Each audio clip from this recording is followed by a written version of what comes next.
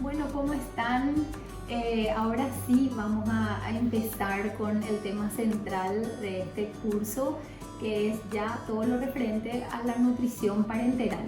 Hasta ahora lo que estuvimos viendo es la forma de captar a aquellos pacientes que están en riesgo, quiénes son los que se van a beneficiar de una terapia nutricional, y para eso estuvimos viendo todos los métodos de screening que hay, o sea, por lo menos los más conocidos, como para saber quiénes son los pacientes que van a necesitar de una terapia nutricional.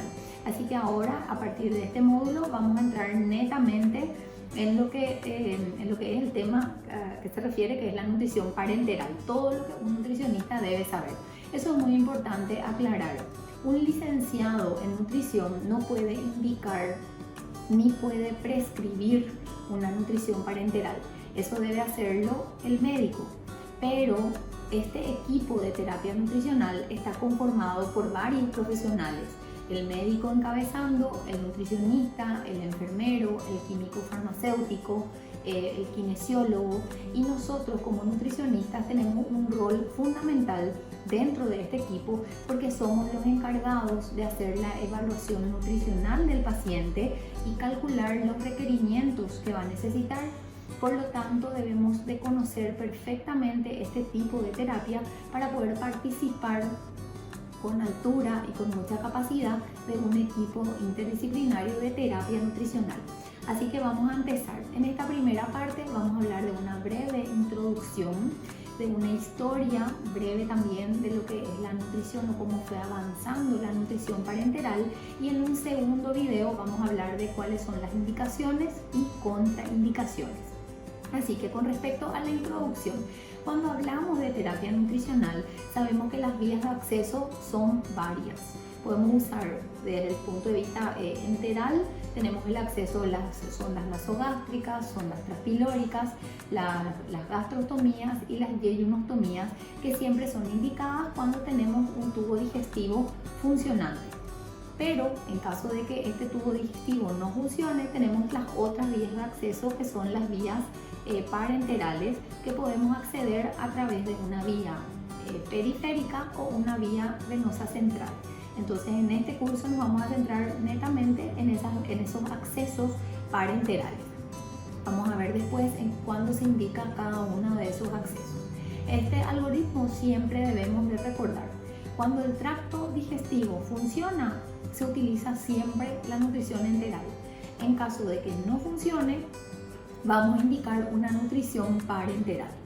En el caso en que el tubo digestivo funcione pero parcialmente, ahí podemos indicar una terapia nutricional mixta, donde podamos cubrir parte de los requerimientos por vía digestiva hasta la cantidad que tolere el paciente, y el resto, lo que nos falte para llegar a esos requerimientos, lo vamos a cubrir a través de una vía parenteral. Entonces estamos hablando de una terapia nutricional mixta en ese caso. El impacto de hacer una terapia nutricional, ya sea que elijamos la vía digestiva o la parenteral, esto es a nivel general, sabemos que va a mejorar la cicatrización de heridas en el caso de que haya heridas en nuestro paciente, va a disminuir las complicaciones infecciosas, pero recordemos que el sistema inmunológico está conformado principalmente por proteínas. Si hay una desnutrición, va a tener un impacto eso también negativo en el sistema inmunológico. Vamos a reducir la morbimortalidad, vamos a disminuir la estancia hospitalaria, ¿verdad? Porque un paciente que se complica menos es un paciente que se va más rápido de alta, por lo tanto no va a estar tantos días internado, y eso sabemos que genera altísimos costos. Entonces, invirtiendo en terapia nutricional, sabemos que podemos reducir esos costos. Y si hablamos a nivel de pediatría, sabemos que no solamente vamos a estar revirtiendo un estado de desnutrición, por ejemplo, sino que también vamos a estar colaborando en lo que es el desarrollo y el crecimiento de ese niño. En los adultos sí hablamos netamente de lo que es un estado de desnutrición, pero en los niños recordemos que ese niño desnutrido deja de crecer, deja de desarrollarse. Eso podemos evitar con una buena indicación de una terapia nutricional. Así que ahora entramos netamente en el tema, que es la nutrición parenteral. Es también conocida como una vía de excepción. ¿Por qué? Porque no estamos usando lo fisiológico, lo normal, que es el tubo digestivo. Entonces es un término genérico que se le da a una alimentación que está provista por una vía totalmente distinta al tracto gastrointestinal. ¿Y qué es lo que se usa en su reemplazo? El sistema circulatorio. Esto como podemos usar como definición de lo que es la nutrición parenteral. Entonces acá podemos ver la imagen como a través de un catéter accedemos a la vena del paciente. Entonces a través de ese catéter infundimos los nutrientes necesarios para cubrir los requerimientos nutricionales. Esta vena puede ser una vena periférica o puede ser una vena central. Después vamos a ir desarrollando la particularidad de cada acceso. ¿Qué características tiene la nutrición parenteral a nivel general?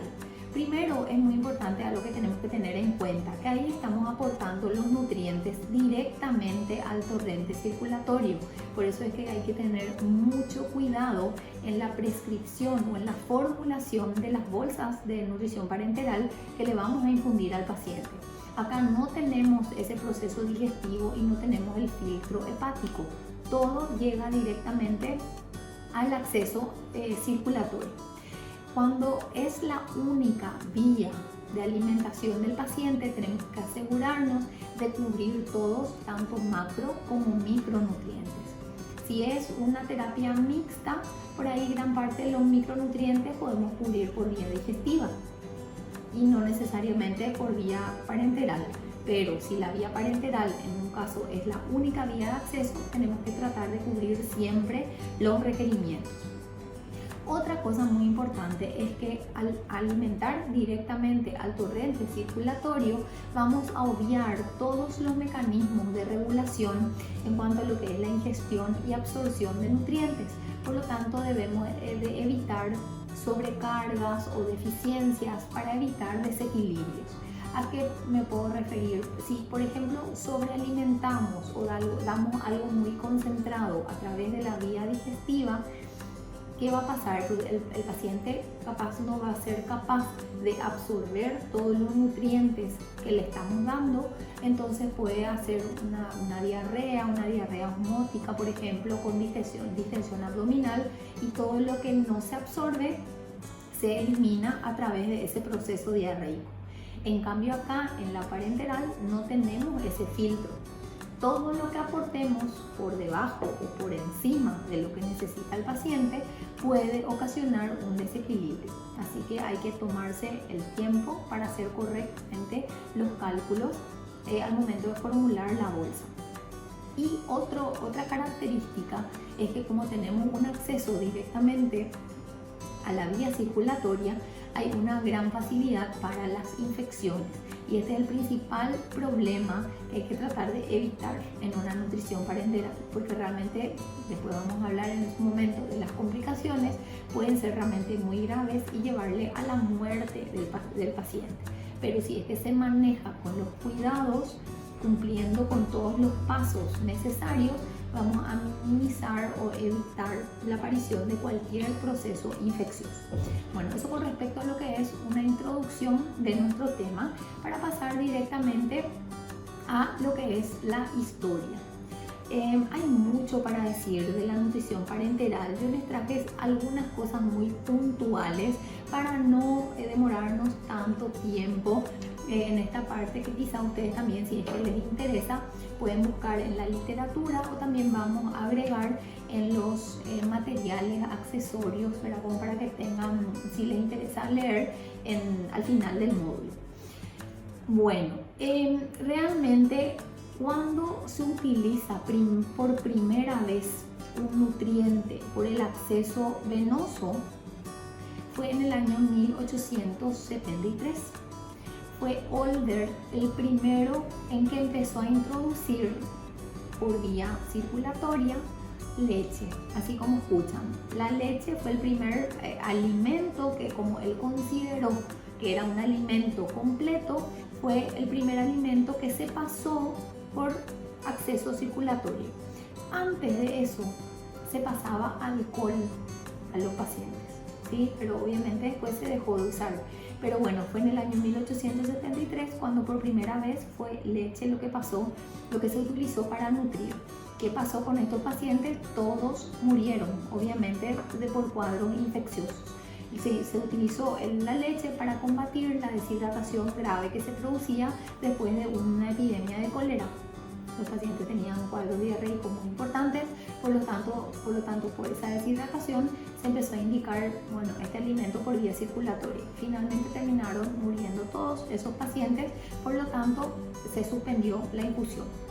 Recién en el año 1949 fue Meng el primero en utilizar una mezcla de nutrientes, de pasar eso por vía circulatoria, pero en perros. Sí, a estos perros él les infundió una mezcla de proteínas, grasas, carbohidratos, vitaminas, electrolitos y también algunos elementos traza y agua. Pero cuando se utiliza por primera vez en los humanos, fueron dos grandes referentes de lo que es la nutrición parenteral. Por un lado Dudrick y por otro lado Redling. Dudrick fue el primero en utilizar una vía venosa central para alimentar a los pacientes. ¿Cómo se accedía a una vía venosa central? Directamente a través de la vena cava superior. Él fue el primero y a partir de ahí ya se fue masificando la utilización de la nutrición parenteral. El tema es que Dudrick, en cuanto a lo que son los macronutrientes, solamente llegó a infundir en esa época, ahí está la publicación del artículo del que él habla, cómo fue todo este proceso, él llegó a infundir solamente dextrosa y aminoácidos con micronutrientes, pero él no utilizó lípidos en ese momento. Después, eso fue en el año 1968.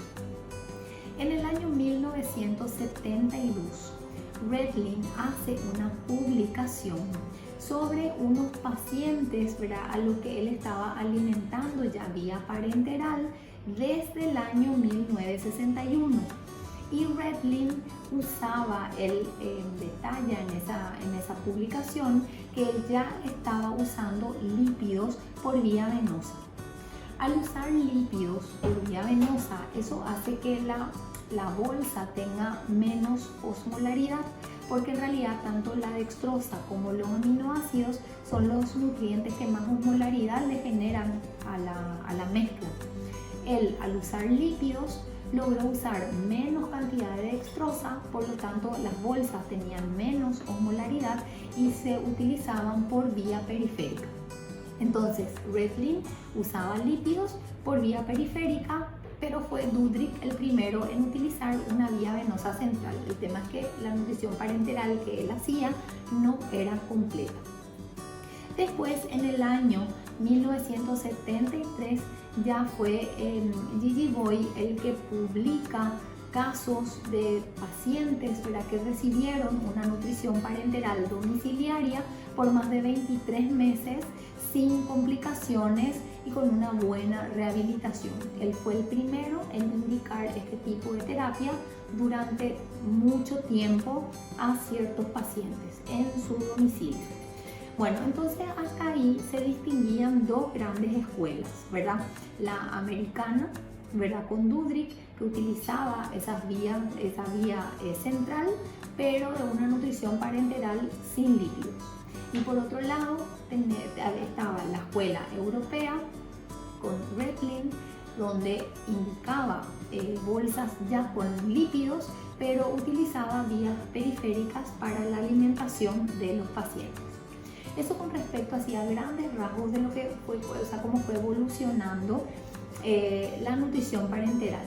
Y con respecto a la evolución de los nutrientes en sí, entonces podemos hacer un resumen.